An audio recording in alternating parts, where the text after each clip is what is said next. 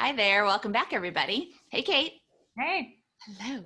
Okay, so today we are going to answer a question that has probably been on your mind.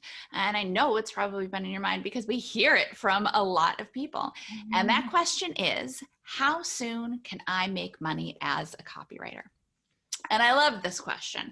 Part of the reason that I love this question is because every time anybody asks it to us, they always say, well, I know you can't really tell me like exactly when I can make money, but like also when can I make money as a copywriter? And we get it, especially right now. Everyone's kind of in a place, there are a lot of folks that are like, we need to get up right now. We need to be making money yesterday.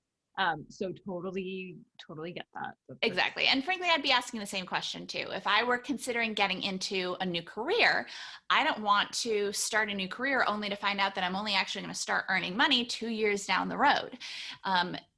Happily, we can tell you that that's not the case, but we're going to dig in a little bit further. And while we can't give you an exact number of you will begin earning money in 72.6 days or whatever, we can give you some idea of how long it will be for you based on what you know about yourself and what you're willing to put into it. So, Kate, give us a short answer. When can people start earning money as a copywriter? Good question. So as soon as you know what you're doing, really. You need some training. You need to know what copywriting is. You need to know features versus benefits. You need to know what a call to action is. Some basic fundamentals. And then you need the experience, which by experience, when we say that, we mean practice. We don't mean, you need to get a job as a copywriter. How would you do that? That's a little bit of a catch-22, but you need to practice writing copy, and have some experience doing the work. You learn about it and then applying it. And that's something, all of our students know very well. You can do that without landing a job. But I want to address, and maybe you can answer this, we see a lot, there are a lot of like other things out there of like, not guarantee, but, you could start making as soon as this time, or you could start, and we try not to say any of that. And I don't know if you want to address that. I mean, everything else kind of feels like a little bit of BS. Mm-hmm. if they're, you're trying to say, oh, 2 weeks, 2 months, whatever it might be. Yeah, that's actually something that's really remained consistent with our marketing since I built the course and since we began selling it about 8 years ago. I was always very conscious of not making promises, not saying things like, oh, you'll be able to make 6 figures working from home in your pajamas within your first year. Because yeah, is 6 figures possible? It absolutely is. And actually, is it even possible within your first year? I used to say, I don't know, but then we've started having students that have been making money that will get them to 6 figures within their first year. But I don't want anyone to go into it thinking that that is guaranteed, because what it comes down to is you will begin to earn money when you take the steps to go out there and get clients. One of the things that we talk to our students about is that, especially when you're first getting started, you are never going to feel 100% ready to pitch. Like, okay, now is the pitching point and now I feel like ready to go. Nobody does. Nobody feels, and frankly, if you did, I'd be a little concerned. Nobody feels like, yes, I am 100% prepared. I will be able to answer any possible question. Yes.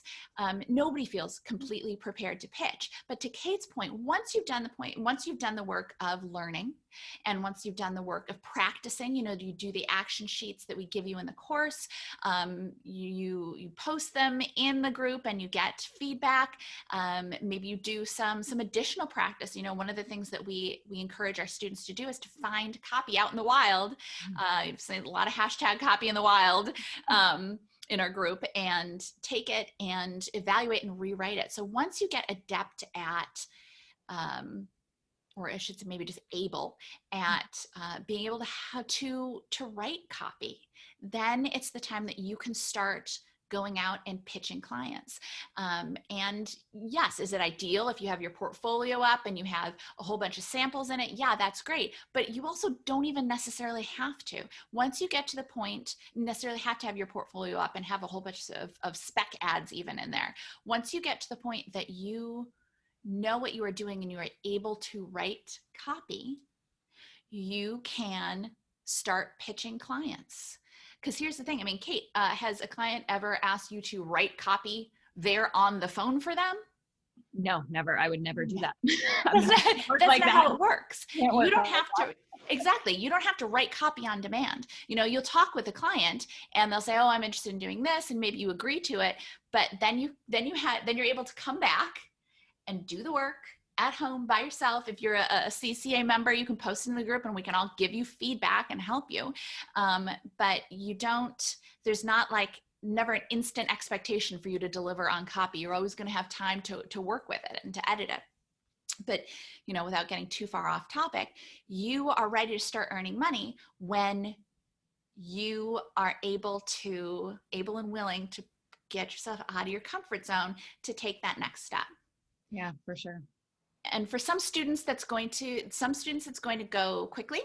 And for some students, that's going to take them longer. But it really comes back to each individual student. Yeah. And to that point, there are a lot of variables that play into, and students hear this all the time, especially with pitching. But in terms of how fast you can start earning, pitching is one of those variables, but their own personal, what background do you come in with? I know there's some folks that do have a little bit of a marketing background, or maybe they came from content, so they have a little bit of an idea of what copy is.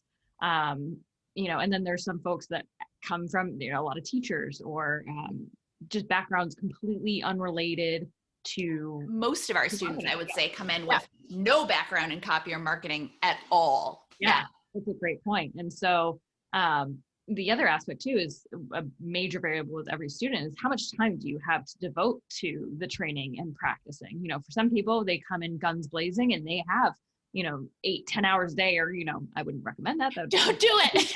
Don't do it. No. But, if some folks have, full-time jobs, they only have a couple of hours each day and they can still make progress and work toward their goals. And by doing that, but inevitably, if you have 5 hours a day, you're going to get a little further faster than someone who has 2 hours a day, perhaps, just inevitably with the timing of things. And then, to your point of when are you going to be ready to pitch clients, everyone's kind of meter for that is a little bit different. Some want to really practice a little bit more and kind of get a little bit more under their belt and maybe need a little gentle nudge from folks in the group where they're like, oh, is it resistance or do I, not know enough? And at that point, generally it's usually resistance, like go put yourself out there. Mm-hmm. But, some folks after a month or, 2 months, maybe they feel comfortable reaching out to family, friends, small businesses in their area and doing, a few Facebook ads for them or starting with something that might be a little bit of a smaller project to get their feet wet. So there's such variability in how people come in and kind of what their goals are as well. Mm-hmm.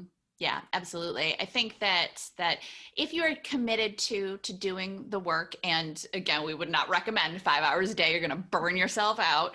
But if you're committed to doing the work and to practice, and even just to notice the copy around you and think about the copy around you, analyze the copy around you, you learn so much just by doing that. And by giving feedback in the Facebook group, not just getting it, but giving it, you learn so much.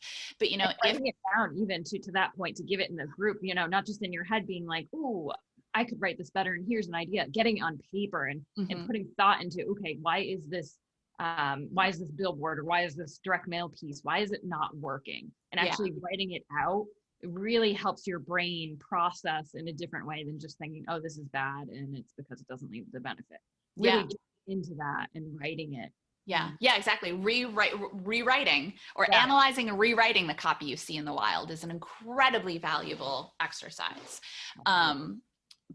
once you have taken that step, I think one of the things that we really focus on in the group, and I think a lot of students initially are like, whatever, I don't need to think about mindset. And I'll be honest with you, there have definitely been points at my career where I'm like, whatever, it's not mindset that's holding me back. I just need to get some clients. And it's so much more of an issue than you realize it is, because you can have the training and you can do the work and you can have you've kind of done the practice, but it will be up to you to say, okay, today I am sending out my first pitch. And I will say, to our students' credit, they are very supportive in the group. And sometimes too, even students will post like, oh, I kind of think I want to pitch this client, but I haven't pitched anybody yet. Should I do it? And everyone will chime in and be like, yes, do it today and let us know when you've done it. Not that you have to let us know when and how you're pitching, but if you like support. But it's really going to be up to you to take that step outside of your comfort zone. Because if you're learning and you're practicing, you're very much in here, you're in your own head. And that moment of reaching out to a potential client can feel very scary, even though, the way that we teach you to pitch is very much not scary. It's very, you put enthusiasm in your pitches, put value in your pitches, make them personal so that when people get them in their inbox, they're not like, somebody's trying to sell me. They're like, oh, okay, this is an interesting idea. And either they're like, oh, okay, well, I want to get in touch with you, or they save it for later. So it's the pitching itself is not like a push sales. Give me the work. I don't know what impression that was, but there's still that element of you have to go from in here to out in the world, because all your clients are out in the world, and all of your clients are outside of your comfort zone. And it can take, some students are like, all right, this is what I got to do. I'm going to do it. Is it scary? Yes, but I'm going to do it anyway. And then some students take a little bit longer to get to that. Like, oh, it's really scary. Okay. Ooh, it takes just a little, which completely understandable. It's something new, right? But it takes them a little bit longer to get outside of that comfort zone. So it's not just the time that you spend learning, but it's also the when you are willing to commit to take that first action. Yeah. And I think one of the things I noticed a lot is that we have a lot of perfectionists or recovering perfectionists in our group, which I greatly appreciate. I'm a Virgo and I'm not into astrology, but if you are, I feel like what a Virgo, we're perfectionists. So it really is letting go of that perfection. A lot of folks are like, but what if the client says this on the call? And what if the client says this on the call? And I can tell you that to this day, after 10 years, there's still things that come up on a call that I'm not necessarily prepared for, in the sense that I couldn't foresee them asking a particular question. But the good news is you don't have to answer them on the spot. If that happens, hey, let me get back to you. Let me put some thought into that. Let me take a look at my notes. We discussed a lot here, or whatever it is. Take a beat and give yourself that opportunity to kind of breathe and not feel like you have to do everything on your calls. Yeah, you can't tell the future. You can't know what's going to happen on a call. And we can give you as much preparation as possible, but yeah. There's so many variables. There's so many things that will come up during your career. Every client is different. So, getting past that and knowing, hey, I am a copywriter. I know how to write copy. That's all you need. And then after that, I always like to tell people, it feels like people are stuck in this aspect of, well, I've never had a real client. So how am I a fraud? Am I, I'm not a copywriter because I've never worked with a client. But before any of us worked with a client, we had 0 clients. And so inevitably at some point you have to go from 0 to 1. There's no, like half a client where I can kind of work on a project and then feel good about, working with a real client. That's just an inevitable step in the journey that you have to take. Yeah. Well, and one of the things that we say is that, you don't get over the fear before you take the action. Yeah. You get over the fear by taking the action. And it can be very dangerous if you're sitting at home and thinking, all right, well, I'm going to take this action once I feel more confident. I'm going to pitch a client once I feel better, once I feel more confident, once I don't feel as scared, because you'll be waiting forever. Because that confidence comes from pitching the client. I mean, how many of our students send out their first pitches. They're like, yeah, I did it. I sent my first pitch. I'm nervous now, but I did it. Like once you take the scary actions, they become so much less scary. Like, yeah, sending your first pitch is like, oh my God, I can't believe I've sent a pitch. But once you do it, you're like, oh, okay. Oh, I did it. Nothing happened. No one died. We're all still alive. Exactly. I'm still alive. The world's still alive. And it's an email. I just sent an email. So the sooner that you can get yourself to take that action, the sooner, and it, like we were saying, it's different for everybody. You know, we were on one of the previous episodes, we read a message from a student that she'd posted in the Facebook group that said, I bought the course 11 days ago and I landed my first client and I've already paid for the cost of the course, which is awesome and so exciting to hear. But at the same time, that's not everybody's timeline. You know, we also have plenty of students that get started with it and move through much more methodically and take a couple of months before they land their first clients. Or if their life gets crazy, then maybe they take a little bit longer. But what it comes down to is everyone is on their own individual timeline. And we would love to be able to tell you the exact day and moment that you are going to start earning money. But we can't, because it's mostly, if not 100%, on you. We'll give you all of the steps and all of the support, but it's on you to take action, to take those steps and to actually take those steps to do the things to get you there. But if you can make that commitment, and if you can draw on the support of people like you who are trying to meet the same goals, you absolutely can achieve whatever it is that you want to achieve. You know, if you want to be a 6-figure copywriter, again, I can't make promises to you because it's on you. But if you can take those steps and really commit to it, then it's 100% possible for you. And so when you start earning money, could you do it in 11 days? Yeah. Could you do it sooner? Yeah. But also, could it take you longer? Sure. It's on you and about how willing you are to do the work, to learn and to practice and to hone your skills, but also to be willing to make the commitment to yourself and make the commitment to your career and be willing to step outside of your comfort zone, even though it's scary, even though you don't feel confident, though you don't feel like an expert. But guess what? Unless you are writing copy for a copywriter, you are the copy expert. And you need to, I was going to say own that, but it's kind of more like accept that you are going to know more about copy than your client, and you have something of value to offer them. And as soon as you can do that, and as soon as you can start pitching clients, you can start making money. So that's a great point. So where would you recommend people to start in terms of, I really want to maybe work for Coca-Cola one day? Would you recommend starting there? Or, I mean, what's, the best path for folks who are listening, who are like, yeah, but what now? That's a great question. So I will say, if Coca-Cola is your dream job and you see a job posted for Coca-Cola for a copywriter, yes, apply.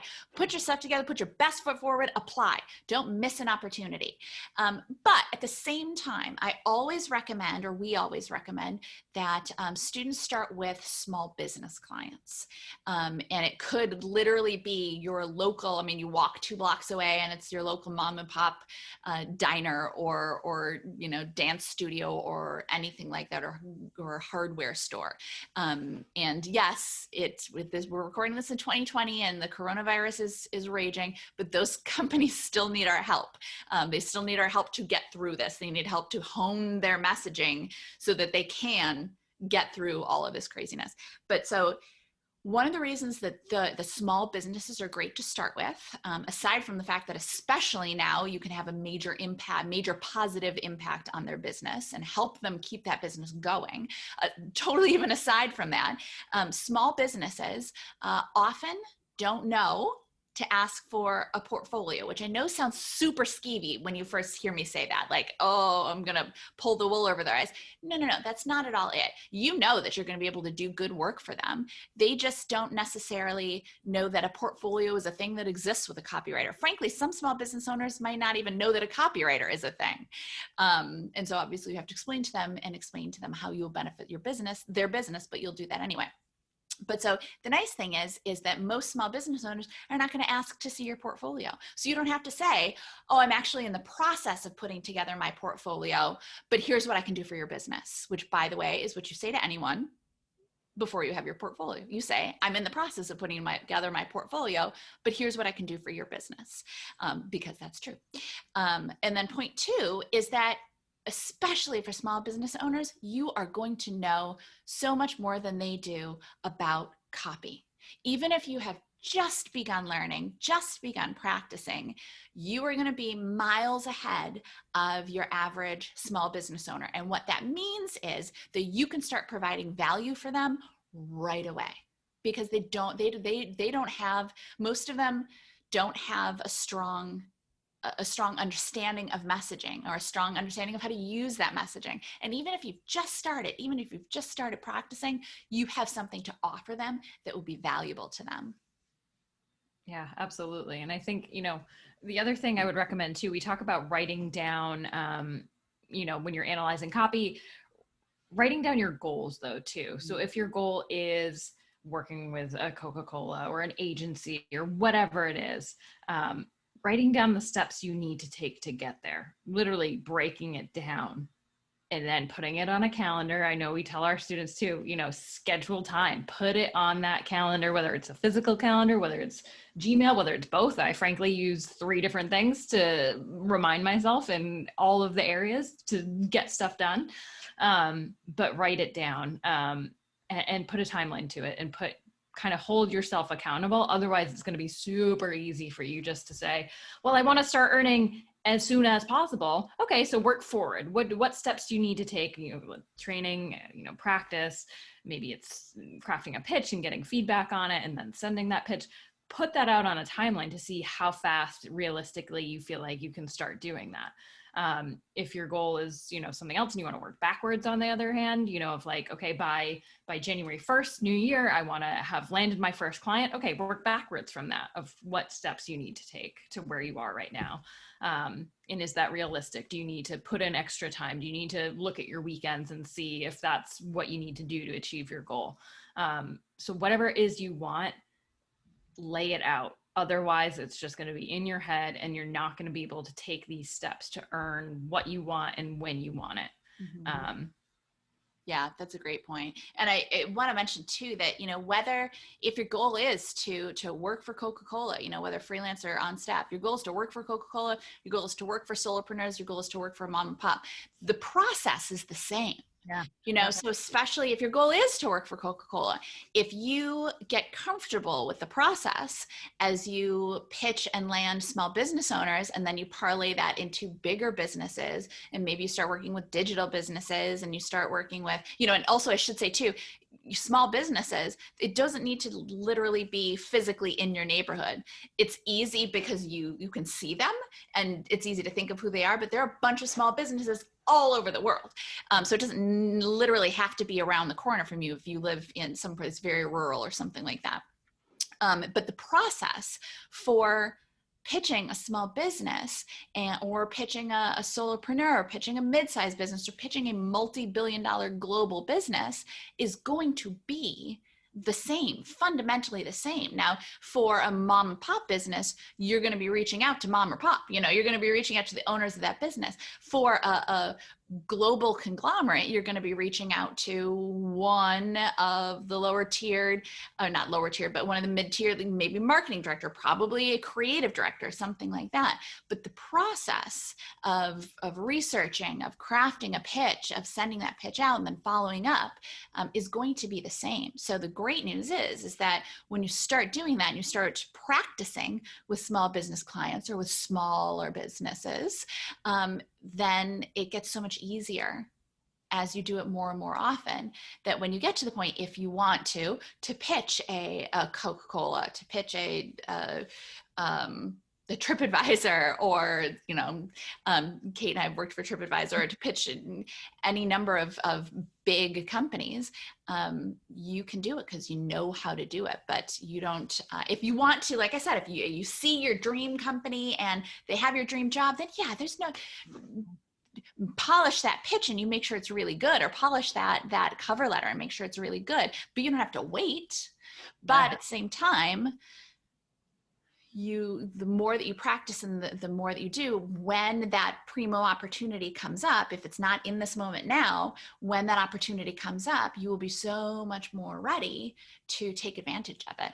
Yeah, that's a great point. There's nothing stopping you from pitching those bigger companies. It really is a confidence thing though. So if you're feeling like I want to get, cut my teeth a little bit and feel a little, build that confidence up, that's why we recommend what we recommend. But yeah, to your point, is go for it. If you feel like I saw an opportunity and I can add value and I'm going to pitch them. Yeah. That's really what it comes down to. Can I add value? What value do I have to add? And if you can identify that opportunity for it doesn't matter what size company it is, then go for it. Mm-hmm. Yeah. When I first landed TJ Maxx and Marshalls, I mean, that was toward the very beginning of my copywriting career. So in the 15 to 20 years ago, I was brand new and I pitched them. I followed the process and I pitched them. I was brand new, but I put together a really good pitch email and it caught their attention. They brought me in and I started working with them, started freelancing with them. And actually I was there for several years until I found new opportunities I wanted to take on. But you have to take the action. What it comes down to is you have to take the action. How soon can you start making money? As soon as you start taking the action. Yep. Mm-hmm. Couldn't have said it better myself. On that note, where can people go though if they want to see, everyone always wants to know hey, are you making money with the course? Are you having success? What have you done in the CCA? Mm-hmm. Where can they go to kind of read some actual specific folks that are doing it? Yeah, that's a great question. If people are interested and they want to see, and we actually have some people listing out the exact numbers that they have made and how quickly they've done it, or they can go to filthyrichriter.com/testimonials. And we update them every month. So it's just getting longer and longer and longer. Yeah. But, there's some really exciting stuff in there. And even just the wins, the celebrations of people landing their first clients or landing a retainer client, or it's really exciting to read. Yeah, absolutely. I poked on there the other day and I think I spent a good 20 minutes going through it. Just scrolls and scrolls now. So yeah, it really does. It's cool. Awesome. And I think of all the years that I wasn't actually screenshotting and saving stuff. I know. Yeah. Hindsight. But thank you guys again for joining us. I know that we weren't able to give you an exact answer, an exact number of date of when you'll be able to start earning money as a copywriter, but I hope through this whole conversation, you were able to start thinking and maybe even doing a little estimating, or at least dreaming of when it is that you individually as a copywriter, if you haven't yet, could start earning some income. So thank you all for joining us, and we'll see you in the next episode. Bye, everybody. Thanks for watching. Make sure you don't miss any tips, tools, or tactics for copywriters by clicking subscribe right now. And of course, you can always find us over at filthyrichriter.com. We'll see you next time.